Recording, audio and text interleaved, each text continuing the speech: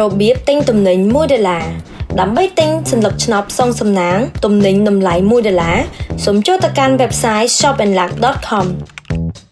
បន្ទាប់មកលោកអ្នកនឹងឃើញរូបផលិតផលភ្ជាប់ជាមួយស្លាកតម្លៃ$1ដើម្បីធ្វើការទិញលោកអ្នកគ្រាន់តែចុចលើផលិតផលដែលមានតម្លៃ$1នោះដើម្បីងាយស្រួលលោកអ្នកក៏អាចចូលត្រង់$1 shopping នៅត្រង់កន្លែងនេះបន្ទាប់មកស្វែងរកផលិតផលដែលលោកអ្នកចង់ផ្សងសំណាង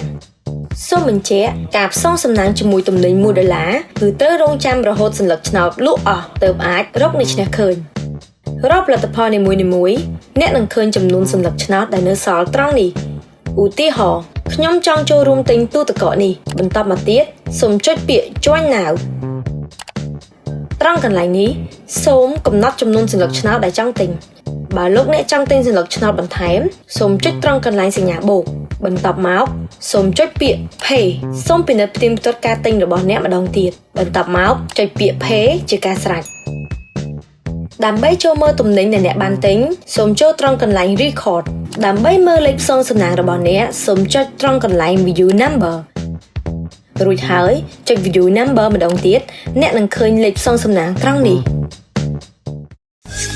Shop and Luck $1សម្រាប់ព័ត៌មានបន្ថែមសូមទំនាក់ទំនងផ្នែកបម្រើអតិថិជន070 34 70 និង 71